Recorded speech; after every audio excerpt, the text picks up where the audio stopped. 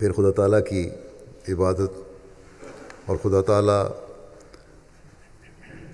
کی سے محبت کی نصیحت کرتے ہوئے آپ فرماتے ہیں کہ اگر خدا کے ہو جاؤ گے تو یقیناً سمجھو کہ خدا تمہارا ہی ہے.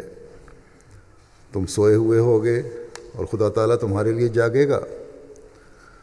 تم دشمن سے غافل ہوگے اور خدا اسے دیکھے گا اور اس کے منصوبے کو توڑے گا.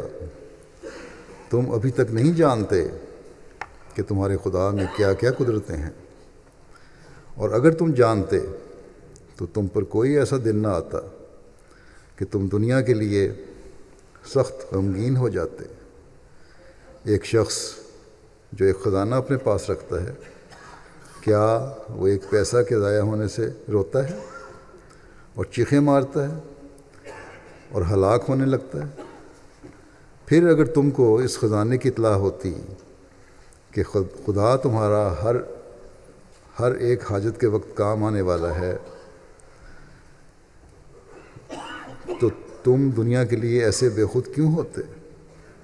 خدا ایک پیارا خزانہ ہے، اس کی قدر کرو کہ وہ تمہارے ہر ایک قدم میں تمہارا مددگار ہے.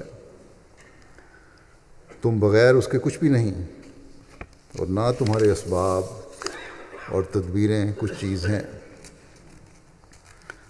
فرماتے ہیں غیر قوموں کی تقلید نہ کرو کہ جو بکلی اسباب پر گر گئی ہیں. دنیا داری اور مادیت کے علاوہ ان میں کچھ نہیں.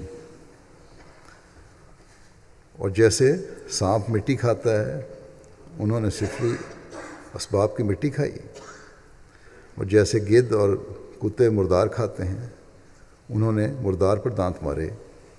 وہ خدا سے بہت دور جا پڑے. فرمایا کہ میں تمہیں حد اعتدال تک رعایت اسباب سے منع نہیں کرتا.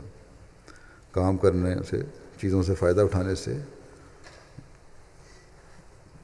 مادی چیزوں سے کے استعمال سے منع نہیں کرتا، بلکہ اس سے منع کرتا ہوں کہ تم غیر قوموں کی طرح نرے اسباب کے بندے ہو جاؤ اور اس خدا کو فراموش کر دو جو اسباب کو بھی وہی مہیا کرتا ہے. یہ وسائل جو ہیں، چیزیں جو ہیں، مادی چیزیں، یہ وہی مہیا کرتا ہے. ان پر نہ گرو، بلکہ خدا کی طرف دیکھو جو یہ چیزیں مہیا کرتا ہے. فرمایا کہ اگر تمہیں آنکھ ہو تو تمہیں نظر آ جائے کہ خدا ہی خدا ہے اور سب ہیچ ہے. بس یہ تعلق ہے خدا تعالیٰ سے جس کو ہم نے حاصل کرنا اور قائم کرنا ہے، جو آپ اپنے ماننے والوں سے چاہتے ہیں کہ یہ معیار حاصل ہوں.